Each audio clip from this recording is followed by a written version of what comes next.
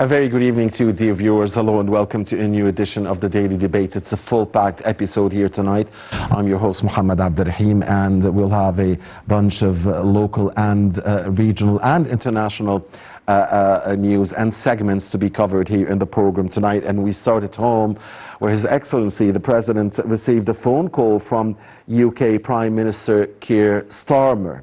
A presidential spokesperson stated that the call addressed a number of bilateral issues between Egypt and the United Kingdom. The two sides reviewed the level of cooperation between Egypt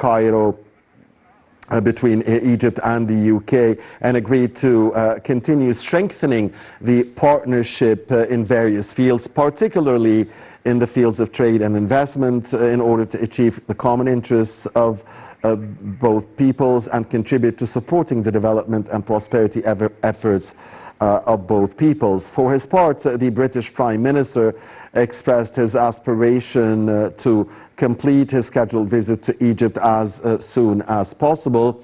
The presidential spokesperson indicated that the call addressed developments in the Gaza Strip and emphasized the need to reach an immediate ceasefire in Gaza, ensure the entry of humanitarian aid to the Gaza Strip, lift Israeli restrictions on the passage, and release hostages and prisoners.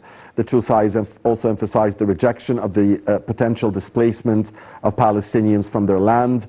President Sisi affirmed in this regard that any move in this direction would constitute a direct threat to the regional peace system and could lead to unprecedented waves of displacement and illegal migration towards Europe. In this context, Sisi also reiterated Egypt's welcome of the UK's announcement of its intention to recognize the state of Palestine in September. And staying at home, Prime Minister Dr. Mustafa Madbouli and his Tunisian counterpart Sara Zafarani chaired the Egyptian-Tunisian Joint Higher Committee at the cabinet headquarters in the new administrative capital on Thursday. The Higher Committee began with a speech by Premier Madbouli in which he renewed his congratulations to Her Excellency Mrs. Sara Zafarani, the Prime Minister of Tunisia, on assuming her position.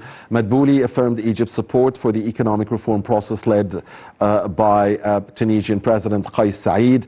He also expressed full support for the measures and efforts being made in the Republic of Tunisia in order to overcome the various challenges of the current phase and achieve stability and security in the country. The Prime Minister also highlighted the progress achieved by the Tunisian economy during the recent period and Egypt's aspirations to achieve further progress in the upcoming phase, something that will contribute to achieving the desired development renaissance and ensure the fulfillment of the aspirations of the peoples of Egypt and Tunisia.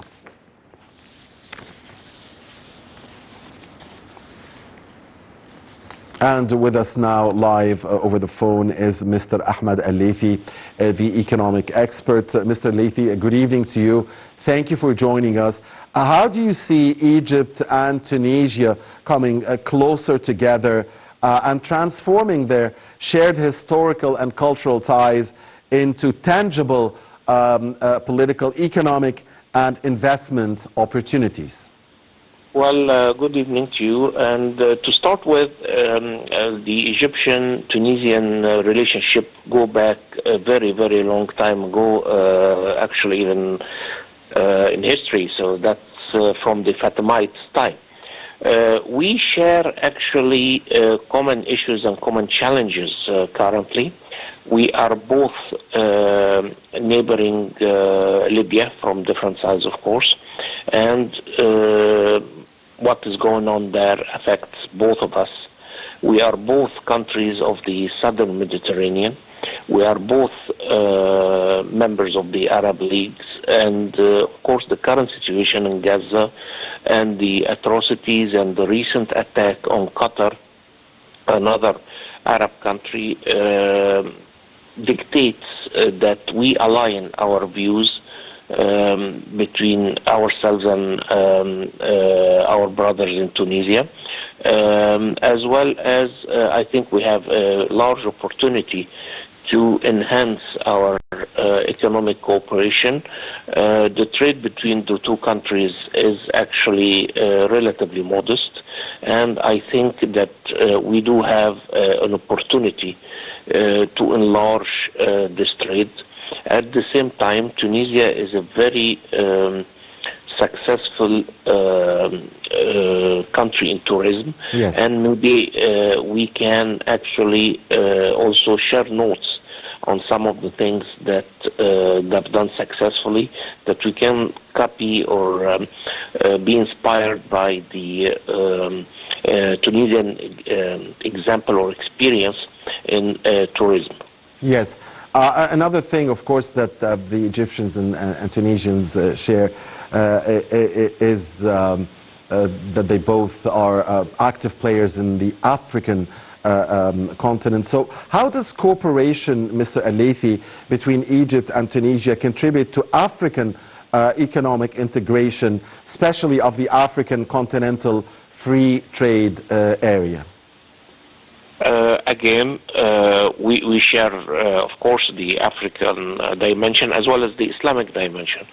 So in Africa, I think the cooperation in general between the 54 countries in Africa has a long way to go.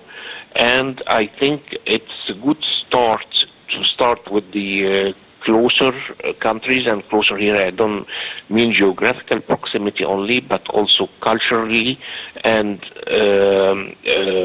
geographically, of course. Yeah. So it's a good step in the right direction to, if we cannot have a good cooperation with a country as close to us as Tunisia, then it will definitely be harder to have a good cooperation with further countries. So obviously it is the right place to start and to enhance our economic and commercial cooperation within the continent are the neighboring countries, and I think this is exactly what we're doing. Indeed, Mr. Laithy, and Egypt and Tunisia position themselves together as hubs for Europe, for Africa, for the Arab world. This is their natural location. Now, Mr. Laithy, which sectors do you think hold the most promise for joint Egyptian-Tunisian investments? I think I mentioned very briefly the tourism, yeah, as well as agriculture, because Tunisia is very well known with the especially Mediterranean agriculture. At a certain point in time, it was, if I'm not mistaken, the second or even maybe the third or the second largest producer of olive oil in the world, despite that, relatively speaking, the geography of the country is relatively not that large, as well as Tunisia. I lived there for 5 years, and to my surprise, they are actually doing a brilliant job preparing or manufacturing some parts of European car manufacturing, especially the electrical parts of the cars. Many of the large brand names are the internal electricity of the cars are manufactured in Tunisia, and as Egypt is focusing nowadays on the interest of revitalizing its car industry, I think there also would be a very good opportunity for cooperation on that front. Yeah, indeed. And finally, also maybe the renewable energy sector and digital transformation and digital economy, and many areas where joint cooperation could bear fruit for both Cairo and Tunis, right? Absolutely, absolutely. Also, Tunisia is very successful in the consumer software work, and again, that's an opportunity for cooperation, definitely. Thank you very much, economic expert Mr. Ahmed Laithy, for your time and your insight. And moving on, again in this full-packed episode to another segment here. And we're talking Gaza, as the Gaza war is no longer confined to Gaza.